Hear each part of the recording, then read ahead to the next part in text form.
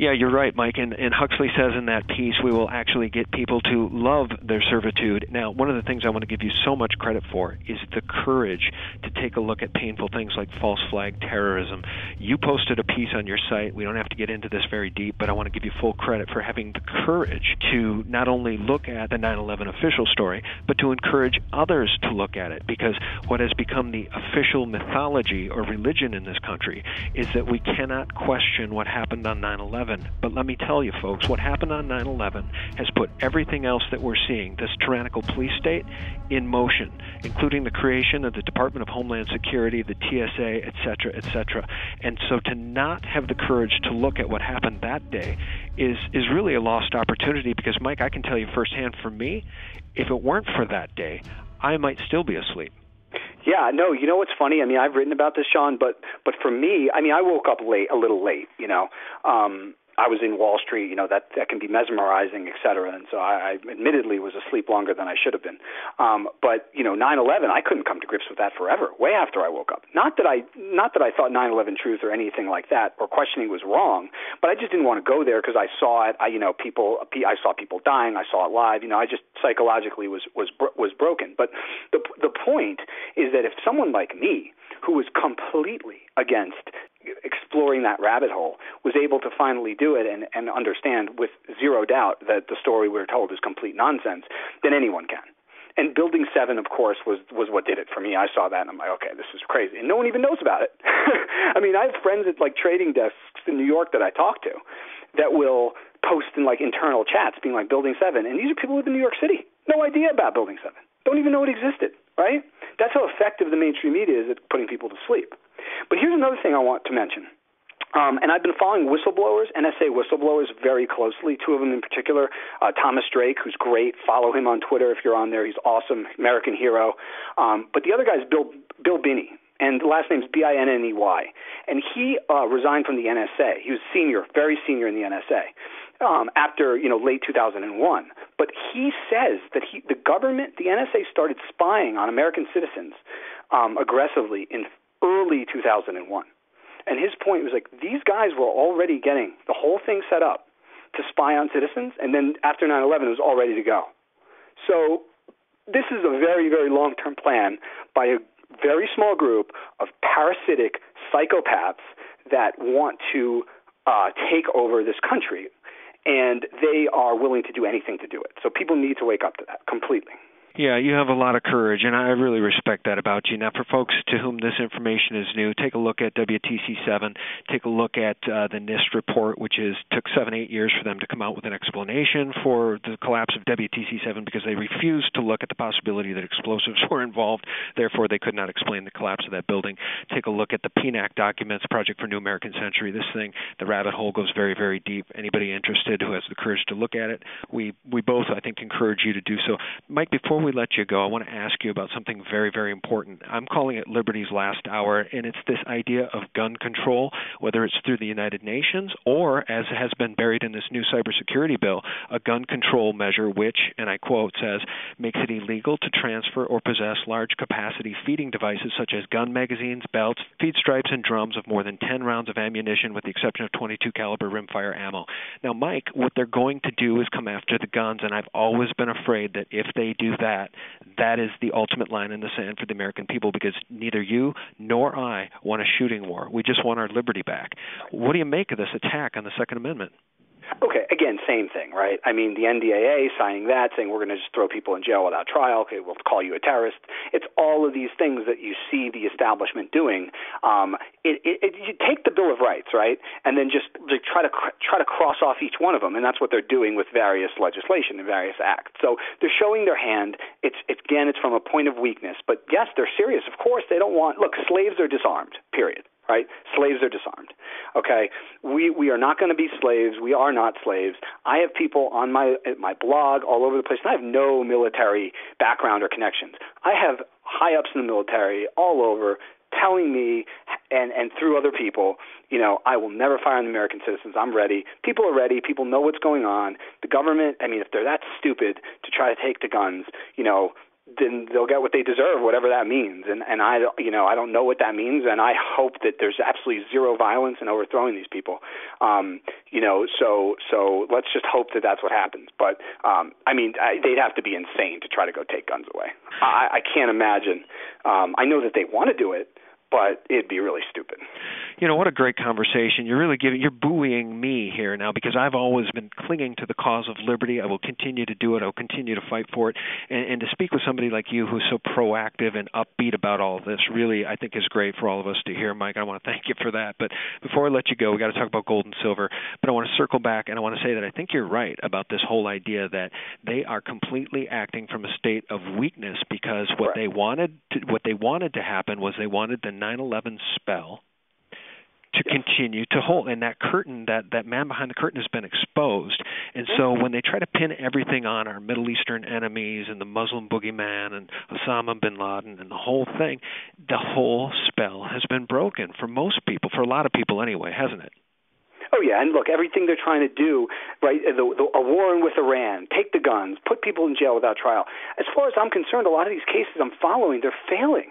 Right? They're talking a big game, but they're not. You know what I mean? Like, it just seems to me, right? It's like that quote, Shakespeare, like, there's a tide in the affair of men, right? I mean, there is a tide in the affair of men and in the affairs of men, and we are on one of those tides. And the tide, in my opinion, without a doubt, the universal force that is existing on this planet at this moment is pushing these guys into oblivion. And they're fighting, and they're whining, and they're crying, and they're stamping their feet, but their days are numbered. They're done. Yeah, I think you're right, because if the spell hadn't been broken, then I think me and so many others would be like, "Yep, we need these wars, because if we don't go to them, they're going to bring it to us." Yeah, I think you're right. Exactly. Look, John, the fact that we know what's going on, the fact that more people are waking up every day is proof that their plan is failing. Look, if they were going to succeed, me and you and millions of others would still be asleep. No, that's right. All right. Right? We're so totally on the same page. And this is why it's so great to have conversations with like-minded people, because I got to tell you, I was at a party over the weekend with neighbors, and, talking about these issues is not easy. I try to do it, and, sometimes I make a fool of myself in front of people that don't want to hear it. But for every 4 that don't want to hear it, one will say, tell me more. Where are you getting this information? And that's what it's all about. Fight the good. And you're planting seeds, too. Fight the good fight. Later on, they'll remember. I always say that. Johnny Appleseed. I'm just spreading seeds. Hey, this is what we're on this planet to do, I think. So we got to do it. I think so. Well, let me ask you this now. For those that really visit my website and yours to learn more about precious metals and the ownership of physical assets, as we see these paper assets crumble around us, what's your take on precious metals right now at these levels moving forward? What are you telling people? Allocation, all that stuff. Yeah, sure. Thanks, Sean. So I've been sort of quiet or somewhat cautious just, much of this year on particularly the miners for a lot of the year, and then even the metals saying, yes, of course you want to have it. It's the only place to hide. But, it's an election year. The manipulation of the markets was crazy. They're sort of throwing a last-ditch effort, I think, in trying to put people back to sleep. And a huge part of that is, of course, making metals seem bad. But I would say now, if anyone's been on the sidelines to waiting on the metals to buy physical, which is what you really should be doing unless you're a professional investor, and then that's a whole other topic. You got to be stacking. You got to buy gold and silver, physical coins, own it, hold it, don't put it in a bank, and I would be increasing allocation right now. Again, don't ever go crazy and throw everything in it at once, because these guys, obviously, as we know, never quit. But I do believe that this is a good time to be increasing your exposure, because you just had a 12-month period of huge consolidation, particularly in gold. And silver, it's been longer, about 18 months. And then number 2, this is the seasonally strong period for metals, particularly gold. This is when most of the gains historically are made in gold. It's in the next 4 to 5 months.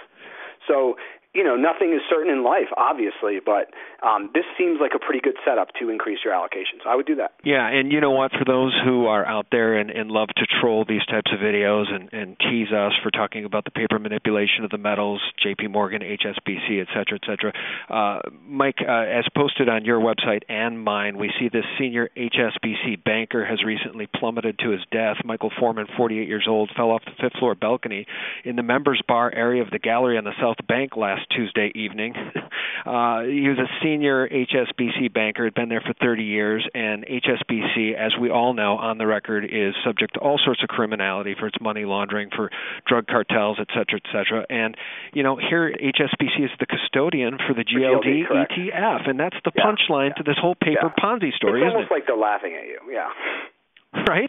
Yeah, no, it's a joke, right? I mean, obviously, if you own GLD, I think you're insane. It's been shown time and time again. Look, the point of owning precious metals, period, end of story, is no counterparty risk. There are lots of reasons, but at the end of the day, it's something where you can have a lot of wealth in a small volume, and there's no counterparty. And what that means, of course, if you don't know, is that you're not reliant on anyone else performing on their obligation to give you the asset. Whereas, of course, if you own a paper asset of any kind, you're relying on the other side to make good on that. And even if you have, gold stored somewhere else, there's some sort of counterparty risk. So, just people need to understand that if it's not in your hands, you don't necessarily have it.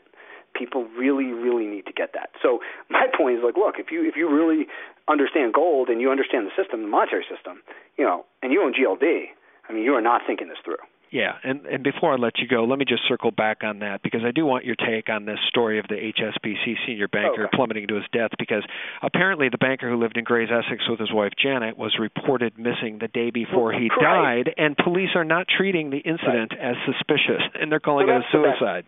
Yeah, that's the best part was the fact that he's missing the day before he died. Can we have some explanation on that? He was missing for the day before he died, and then he jumps off the members only. It's just, the whole thing is crazy. Look, when I see stories like this, I don't come out and say, well, this is what happened, this is what he knew, because I don't know.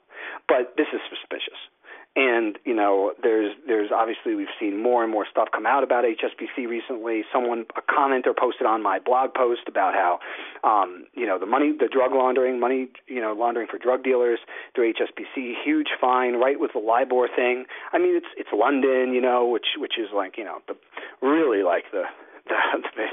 shadiest financial place maybe in the history of planet Earth. It's obviously suspicious. All right. Now, before we let you go, Mike, first of all, thanks for your time. I want you to tell everybody where we can find you, but tell us where we can find you in the future, too, because rumor has it you might be on one of our favorite financial alternative media shows here coming up. Well, it might be. I'm not gonna go into any details on that one just yet, but hopefully I have an interview with a new show coming up.